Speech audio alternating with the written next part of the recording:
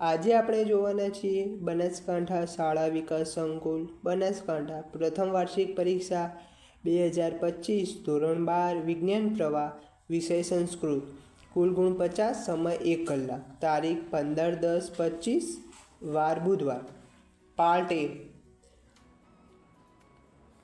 નીચેના પ્રશ્ન નંબર 1 થી 50માં આપેલા વિકલ્પોમાંથી પસંદ કરીને જવાબ લખો. એક કહ મોઘમનમ વિંદીયતે. Option A અપ્રચેતા.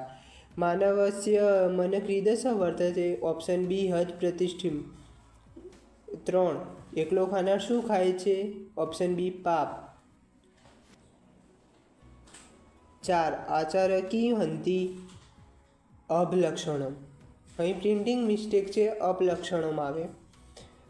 પ્રશ્ન નંબર 5 કાષ્ઠમય ક વર્તતે. હસ્તી. હવે આપણે પ્રશ્ન નંબર 6 જોઈએ. અચલતા કસ્ય ગુણ? Option A પૃથવ્ય.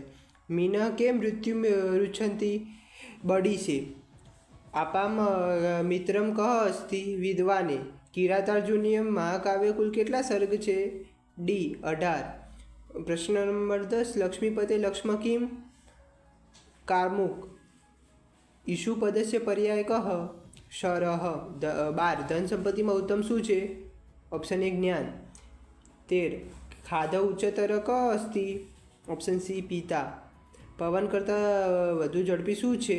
ઓપ્શન બી મન. 15 મહાભારતના કયા પર્વમાંથી યક્ષ યુધિષ્ઠિરનો સંવાદ લેવામાં આવ્યો છે? વન પર્વ. 16 દામ્યત ઇતસ્ય કા અર્થ? દમન કુરુત. નેક્સ્ટ પ્રશ્ન છે દ પાઠ કયા ઉપનિષદમાંથી લેવામાં આવ્યો છે? બ્રહ્મદારણ્યરભ્ય ઉપનિષદ. અહીં બ્રહ્મદારણ્યરભ્ય નહીં, બ્રહ્મદારણ્ય ઉપનિષદ આવશે. 18 અસુરા સ્વભાવગત ક્રીદશા સંતિ. ડી ક્રૂરા. મહાપંકે પથિકમ ઉત્થાયતુ ક કથયતિ. વૃદ્ધ વ્યાઘ. 20 યુવાવસ્થાયામ વ્યાઘ્રમ ક્રીદશમ આશિસ્ત. દુર્વૃત્ત. 21 હિતોપદેશ ગ્રંથની રચના કોને કરી હતી? Option A Narayan Pandit. વાલીનામ. અહીં વાવીનામ છે એટલે અહીં પ્રિન્ટિંગ મિસ્ટેક છે. વાલીનામ કહ સજ્જાત ભ્રંશિત. સુગ્રીવ. રામ કસ્ય નિયોગાત વનમ ગતઃ? કૈકય્યા. વિપ્રવાસ ઇતસ્ય શબ્દસ્ય ક અર્થ? વિયોગ. કિષ્કિંધા કેશા નિવાસ? વનોકસામ. વિવાહ સંસ્કારે વધુ વરો ક પરિતમ પરિક્રમાત. યજ્ઞાગ્નિ. ત્રિષુ પ્રદક્ષિણાસુ ક અગ્રે ચલતી? કન્યા. પ્રાચીન ભારતીય જીવન પ્રાણીમાં કેટલા સંસ્કારો છે? Option C 16. મહર્ષિ દયાનંદસ્ય જન્મ કુત્ર અભવત? ઓપ્શન સી સૌરાષ્ટ્ર દેશે. અંધશ્રદ્ધાયા અંધકારઃ? ઓપ્શન સી વિદારાયા. મહર્ષિ દયાનંદસ્ય પૂર્વનામમ કિમ અસ્તિ? Option B Mulshankar. હવે પ્રશ્ન નંબર 32 છે. મનુષ્યએ પોતાના શ્રેષ્ઠ સ્વભાવને જાળવી રાખવા માટે સતત પ્રયત્નો કરતા રહેવાનું છે. આ બાબત કયા ન્યાયને આધારિત છે? તો કે અગ્નિશિખા ન્યાયને. પ્રશ્ન નંબર 33 વિભાતિ વિભાકર કયા અલંકારનું ઉદાહરણ છે? ઓપ્શન બી શ્લેષ. પ્રશ્ન નંબર 34 છંદમાં અમુક અંતરે ભાર મુકાય તેને શું કહે છે? ઓપ્શન સી ગણ. પ્રશ્ન નંબર 35 જત જર એ કયા છંદનું ગણ બંધારણ છે? વંશસ્થ છંદ. હવે નેક્સ્ટ પ્રશ્ન છે 36 ગણિતશાસ્ત્રનો વૈજ્ઞાનિક ગ્રંથ એ કયું સૂત્ર છે? ઓપ્શન ડી શલ્વ સૂત્ર. પ્રશ્ન નંબર 37 કયા સૂત્રોને આધારે સ્મૃતિ ગ્રંથોની રચના થઈ હોવાનું મનાય છે? Option A ધર્મસૂત્ર. 38 રામાયણ ગ્રંથના રચિતાનું નામ જણાવો. Option D Maharshi Valmiki. 39મો પ્રશ્ન છે મહાભારતને કયો વેદ કહેવામાં આવે છે? પંચમ વેદ. Option A. અહીં પંદમ લખેલું છે, પ્રિન્ટિંગ મિસ્ટેક છે. 40 ગીતા મહાભારતના કયા પર્વમાં આવે છે? ઓપ્શન એ ભીષ્મ પર્વ. પ્રશ્ન નંબર 41 આયુર્વેદને કયા વેદનો ઉપવેદ માનવામાં આવે છે? Option C Atharvaveda. 42 કયા ઋષિને પુનઃ નવો યૌવન પ્રાપ્ત કરાવ્યું હતું? સ્વયન ઋષિ.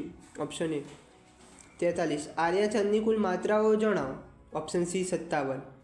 44 જીવનસ્ય પરાધે કસ્ય માર્ગદર્શનમ અપેક્ષિતમ ભવતી? ઓપ્શન એ પુરુષસ્ય. 45 સ્ત્રી ગૃહવે ક્રીદસી ભવિતવ્યા. Option D અનુક્ત હસ્તા. 46 કહ સર્વેભ્ય પુષ્પેભ્ય સારમ આદયતે. ષટપદ. 47 કે નિશિતા એશવ ઇવ ધ્વંતિ. છઠ્ઠા. Option B. 48 યુધિષ્ઠિર મતો પરો ધર્મ ક અસ્તિ. આનુસંશય. પય પ્રકૃત્વા મધુરમ ભવતી ગવામ. 50 વૈદિકસ્ય વિવાહ વિધે આત્મા કહ. ઓપ્શન એ સપ્તપદી. હવે પાર્ટ બી, એમાં વિભાગે અધોલિખિત ગદ્યખંડસ્ય અનુવાદ કુરુતો. એમાંથી તમને 2 આપ્યા છે, એમાંથી કોઈ પણ એક તમારે લખવાનો છે. 4 માર્ક્સ મળી રહેશે. અનુવાદની બાજુમાં ચેપ્ટર લખ્યા છે, જેથી તમે સારી રીતે જોઈ શકો. હવે અધોલિખિત અનુચ્છેદમ પઠિત્વા પ્રશ્નાનામી ઉત્તરાણી સંસ્કૃત ભાષામાં લખો. તો ફકરા ઉપરથી સંસ્કૃત ભાષામાં પ્રશ્નોના જવાબ લખવાના છે. અહીં જવાબના નંબર આપી દીધા છે, એટલે જેથી તમને સરળ પડશે. હવે માતૃભાષામાં ઉત્તર લખો. સીતાના પ્રશ્ન નંબર 3, સીતાના અપહરણથી સમાચારથી દુઃખી ભરત ક્યાં જાય છે? આ ચેપ્ટર 13માં પ્રશ્ન છે. ચોથો પ્રશ્ન છે પુરુષાર્થો કેટલા છે અને કયા કયા છે? આ ચેપ્ટર 14માં પ્રશ્ન આવે છે અને તેનો જવાબ છે પુરુષાર્થો 4 છે: ધર્મ, અર્થ, કામ અને મોક્ષ. પ્રશ્ન નંબર 5 સંદેહની બાબતમાં મુસાફિર શું વિચારે છે? ચેપ્ટર 12માં આવે છે આ પ્રશ્ન. હવે વિભાગ બી જોઈશું. તેમાં તમારે ફક્ત અનુવાદ કરવાનું છે આપેલા શ્લોકનું. શ્લોકની બાજુમાં પાઠનો નંબર લખેલો છે, જેથી તમે સોલ્યુશનમાં સરળતા રહે. પછી પ્રશ્નોના જવાબ લખો. પ્રશ્ન નંબર 7 કોણ માત્ર નામને ધારણ કરે છે? ચેપ્ટર 2નો સવાલ છે. પ્રશ્ન નંબર 8 યોગ્ય સમય છોડી દેવાનો ગુણ કવિ કયા ગુરુમાં જુએ છે? ચેપ્ટર 3નો સવાલ છે. 9મો પ્રશ્ન મુનિએ અને રાજાની સિદ્ધિ કઈ બાબતે ભિન્ન હોય છે? ચેપ્ટર 4નો સવાલ છે. પછી છે શ્લોક પૂર્તિ કરો. બંને શ્લોક આપેલા છે, અથવા આમાં તમારે કોઈ પણ એક લખવાનું છે. ત્યારબાદ હવે નેક્સ્ટ પ્રશ્ન છે અર્થ વિસ્તાર કરો. બંને અર્થ વિસ્તાર ચેપ્ટર 8ના અર્થ વિસ્તાર છે. હવે વિભાગ સી, એમાં પહેલાં છે સમીક્ષાત્મક ટિપ્પણી લખવાની છે. કોઈ પણ 2ની 3 આપેલા છે, એમાંથી કોઈ પણ 2 લખવાના છે. ક્વેશ્ચન નંબર 12 દશરથ રાજાને પ્રાપ્ત થયેલો શાપ. ચેપ્ટર 13માં આવે છે. પ્રશ્ન નંબર 13 વિવાહ સંસ્કારનું મહાત્મ્ય. ચેપ્ટર 14માં આવે છે. અને પ્રશ્ન નંબર 14 દ્રૌપદીની મનોવ્યથા. એ ચેપ્ટર 4નો સવાલ છે.